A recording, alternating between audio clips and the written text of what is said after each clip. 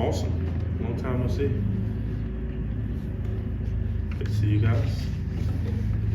Start with, I know we've talked to you since Gabe announced his return, maybe can you walk us through the moments that you found out that those two in particular decided to come back? What's that mean for you guys defensively?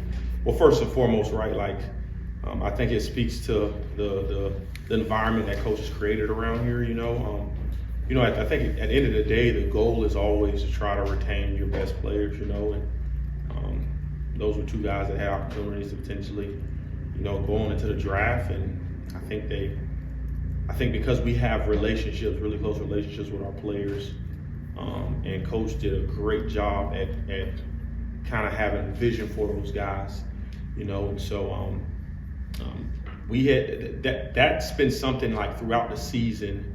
We knew that there was a potential chance that we can obviously lose both those guys. They're really talented, and so that's something that I think coach is kind of working behind the scenes a little bit in regards to their families and them, and the relationships that we have, that all of our coaches have throughout the building. And so when I found out, obviously I was extremely ecstatic, and kind of heard some whispers and peeps.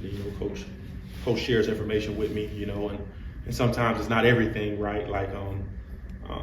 But when I found out that they were coming back, man, I couldn't be more excited for those two cats in particular, just because of the value that they bring, right? I just think about the plays that those guys made throughout the course of the season, and just some game-winning, game-changing plays for us, and those are the kind of players, obviously, that can kind of help catapult your success as a team and defensively. And so we're really thrilled to get them back, and looking forward to continue to kind of build what we're going to continue to do here, and try to have sustainable success. I know you hear Coach B talk about that a lot, but it starts with our players.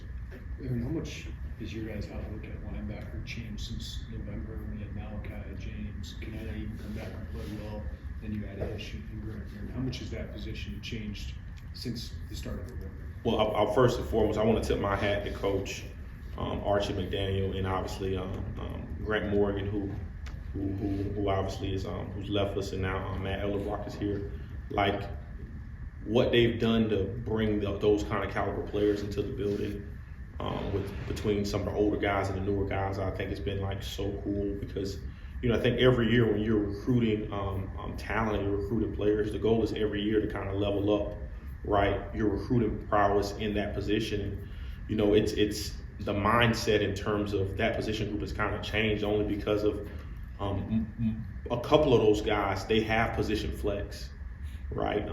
And then just being able to use them on certain packages, and they all bring a different element to the game. Like just to watch Malachi grow the way he did throughout the latter part of the season, man. And I think that I think that doesn't happen if Coach Archie and Grant don't pour into that young man the way they did, especially after Rosie went down, And so it's just been really, really cool just to see the dynamic of the brotherhood that we've created around this building, with the older guys who've been here and the newer guys who are coming in, and it's it's very, very exciting, And you obviously walk into that room now, and you see a couple of taller guys, some longer guys, and they all bring a different dynamic to what we're trying to do defensively, which I think is beneficial for us. They all have the skill set and possess the mindset of being a linebacker. I think that's where it starts. But they're all very highly intelligent. They all run extremely well. That was something Coach Archie was very adamant about.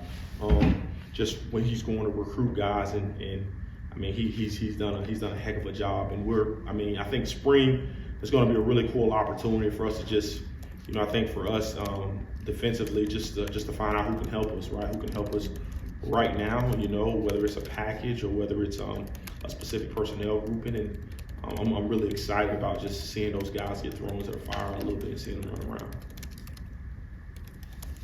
Seems like every year we talk about kind of new faces on the defensive line. So what do you think you got there? And as a second part to that, why is Terrence Jameson able to kind of reset in the way that he has and get that constant production out of you guys? Well, this is probably going to be a Terrence Jameson praise session, man.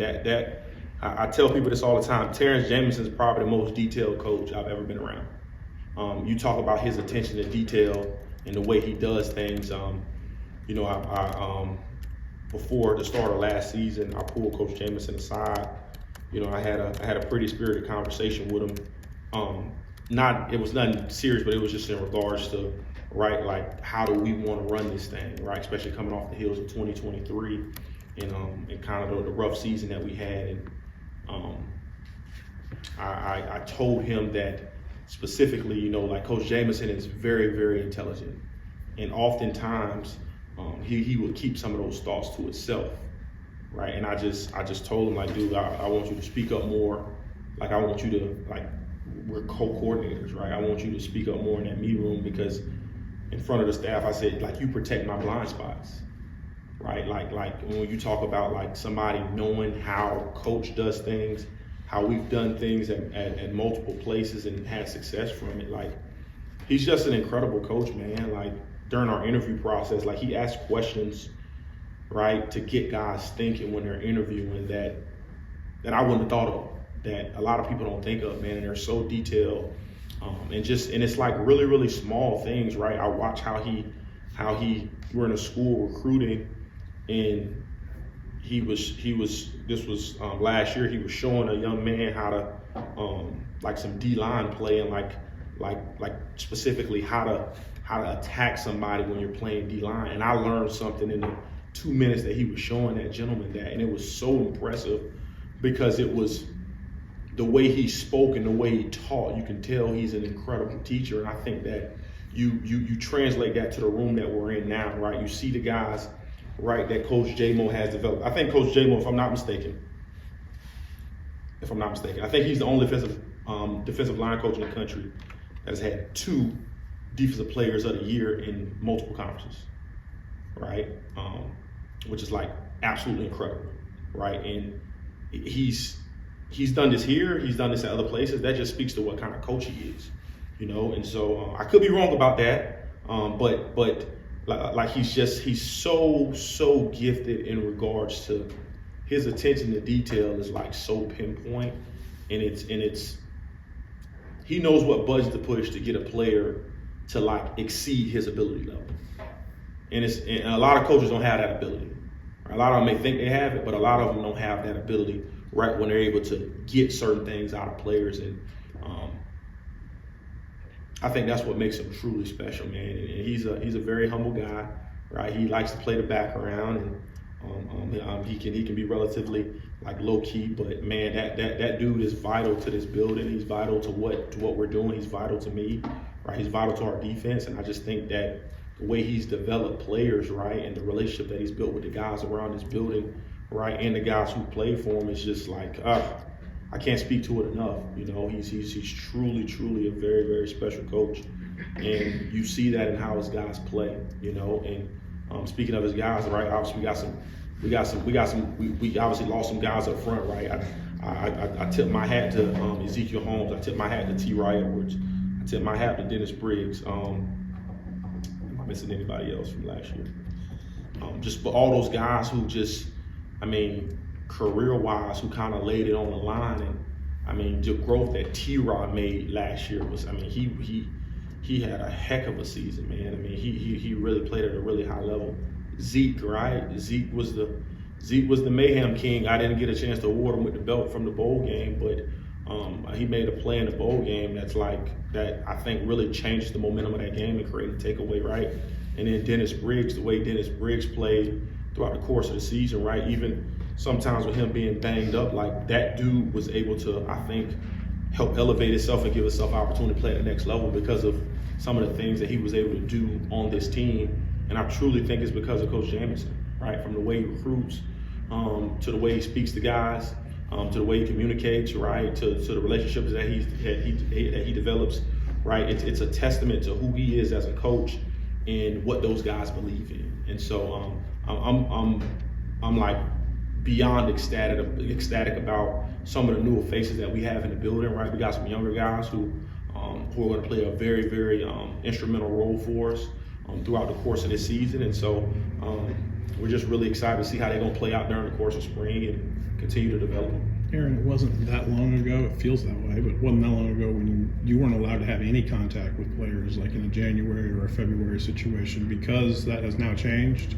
does your impression of spring change where it's like, hey, this isn't an entry level course anymore, like you should know this by now from the first day we step on the field?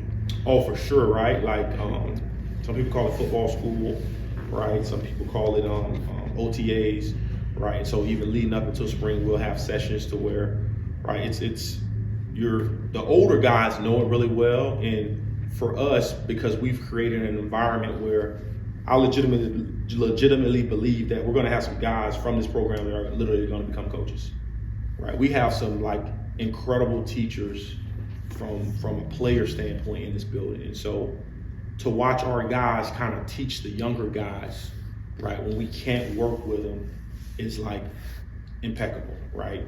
Matt Bailey, I don't know if he's probably gonna be a coach one day, right? Once his football career is over.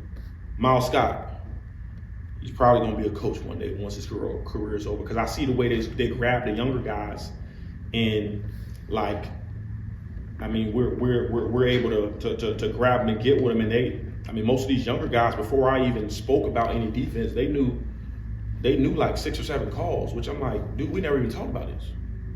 Well, I got with Bailey, I got with Miles Scott, right? Like, I got with Tyson. Like it's absolutely incredible, you know. And so it is obviously expedited, right? Because of you're able to have those sessions outside of spring ball, but you know, we're not. I try to not be overly complicated, right, in what we do, because I think the main thing for spring, especially when you have transfers coming in and some high school kids on your roster, I think you want to find out who can help you, you know. And so just from a skill set standpoint, like can they help you, and you're not trying to, right? My goal isn't a game plan against our offense. My goal is to find out once spring is over, I want to have I know the guys who played for us last year, obviously, but is there a guy that I didn't have my eyes on, right? And this guy's going to be a player for us, whether it's a rotational player or he's in a backup role or he's in a sub package, right? Like that's one of the key things that I think that we have to get out of spring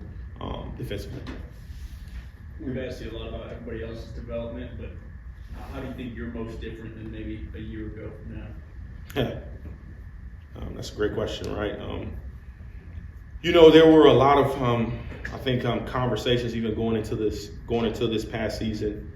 You know, and I am like extremely thankful for having a wife who was a clinical psychologist, right? Like, she just makes you think outside the box a little bit, and she challenged me, right? Like one of the things that I had a problem with was delegating, right? Like I've always had a do-it-yourself mentality. Right, there is still a little graduate assistant, aka GA, in me, right, where I like to do things by myself. I like to do those. I just like to do them, you know. But when you do that, you take away from the time you can be doing something else, right? And so there was a lot of effort and work putting into, like, instead of me focusing all my time just hoarding and doing this way, right? If it's a smaller task, why don't I delegate this to Myers Hendrickson, right? Why don't I delegate this to Ryan Simerson? Why don't I delegate this to Alex Panos, right? Why don't I delegate this to Trent Harris, right? Like feed some of those younger guys and give them opportunities, you know, because I think the key to being a coordinator is realizing you're not the smartest person in the room, right? And so I had to realize that relatively fast, but trusting in the people around you. You know, I can remember Grant Morgan on the sideline, that South Carolina game. We were in a low red. They actually ended up scoring that drive on a pop pass to the tight end. But right before that play, Grant looks at me because obviously I got a close relationship with those guys, and I try to empower some of our younger coaches. He looks at me and he said, move call? He's like, Coach, you like a move call right here? And he's kind of feeding it to me, and I kind of heard it, and I kind of casually heard him like, yeah, let's put in a move call. And we put in a move call right there, and we got them to, I think they were on the 1 yard line. We get them to jump, and they back up a couple of yards. Well, you would have asked me that 2 years ago, right? Him being a young coach, I probably wouldn't have even listened to him, you know, like because of, I think the mentality of sometimes, right, like not delegating, right? And in that specific moment, right, me and Grant, obviously, and all of our coaches, we spend a lot of time together. And for me to trust him, a young coach, right, with a lot of ability, right? I know a lot of coordinators that probably told him shut up, right? But we have a very close relationship. I try to empower those guys, whether it's speaking in front of the room when the time permits, and that goes for every defensive coach on our staff. And so there becomes a trust level. And I think the growth that I made was like truly trusting my staff, right? Like obviously they all have jobs that they do throughout the course of the week in regards to our breakdowns and our scouting report, but like truly trusting them to do their job and allowing them to do their job, you know. And my job is obviously I get to find a say-so on things, but you know, I think from year 1 to year 2, you know, there was stepping into the role as a new coordinator or a young coordinator, like there are some things that I think I had to hit my head and find out about, right? And then like walking into this year or going into this year, like truly trusting the people that were around me, right? Obviously I always had trust for Coach J-Mo, but we brought in 3 new coaches, you know what I mean? And so continuing to like foster those relationships, and they don't just come from in this building, right? We try to hang out outside of this building together, whether it's going to lunch, right? Whether it's them coming over to the house and me going to their house. And I just think the more you're able to do that, the more you foster an environment of care, right? Like if you spend enough time with somebody outside of the building, when the rubber meets the road, you know that person got your back in the pinch. And so I think just the ability to trust and delegate, you know, that those were probably the biggest areas of growth that I probably made coming off the heels within this season and coming off the heels of the season. And so I'm just thankful that the Lord gave me a wife to kind of speak that into me, because that wasn't something that was like constantly on my mind, you know. Aaron, Just a couple more minutes with Coach. you have so much experience returning, you have some transfers, obviously, but who are some of those young guys that could step into bigger roles after what you've done in both practices or Yes, sir. whatever it is that you're really interested to see? Yeah, man. I mean, right? Like you think about the Malachi Hoods of the world, right? Like I think about the JoJo Haydens. You know, these are just guys off the top of my mind. Tanner Heckle, right? Like I don't want to get ahead of myself, but I just think Tanner Heckle, just ability-wise, like he's like freakishly athletic, man. Right? I think about Tyson Rooks, right? I've never coached a 6'4", 6'5" defensive back, right? He's so unique, right? And just get him and put him in a position to where he can be comfortable and his body's like changing significantly, right? Like Sabor Kareem, right? Been talking about him for a couple of years. Like he obviously has the ability and the skill set, but just seeing those guys throughout bowl prep, some of the things that they did and how they helped us get prepared for our opponent, and you know, like those are just some of the names, because obviously we spent a lot of time with them throughout the preparation of the bowl. But like just to see those guys make strides, James Cruz, to see those guys make strides, right? I'm like so excited, because you know, I think for a long time there's and I constantly got to remind our defense of this, right? Like for a long time, Illinois has just been okay or good with going to bowl games, right? Or trying to get to 6 wins, right? Like that's been like put in people's mind, and that ain't how we operate. Right, and I think once you get a taste of success, right, then it becomes an expectation, you know. And we obviously have some talented players here, but I heard Coach say this a couple of weeks ago. Like our biggest opponent is us. You know, we got a bunch of talent, right? And I think we had talent last year. I think we had talent the year before, right? Obviously, talent leaves this building every year to go to the NFL, but the reality of it is that, you know, like if we don't have the right mindset, like none of that matters. If we don't bring the right people into this building, you know, whether it's via the portal or high school, like none of that matters, you know. And so there's been a huge point of emphasis, because historically, right, for every successful Illinois season that Illinois had, there's been a season of disappointment. And when you're trying to break a cycle, you have to remind people of that, right? Whether it's via the media, right, or via our players, right, or via alumni throughout the town and people who live and work here. Like when Coach took this job, I don't want to speak for him. Like he didn't take it to be mediocre. Right, this is my third stop with Coach, and I tell you, like, hardest working dude I've ever been around. Work hard, man. That dude has slept in this building many times because he has a vision and he won't like stop until that vision changes, right? Until the mindset of that vision like comes to life, you know. And so I say that to say, yes, we got a lot of talent, but like that don't equate to success, especially here historically, right? Obviously, there's going to be a lot of expectation, but every year we have expectations for our units, for ourselves as a team, right? And I know Coach's expectation of this program like supersedes the expectations that even some of our players have, you know. And so like we're going to push them to the limit, right? Because I think it's that time. I think that's what this program continues to need, right? And we got an incredible leader here, and I'm really, really excited about the trajectory and where this place is headed. All right.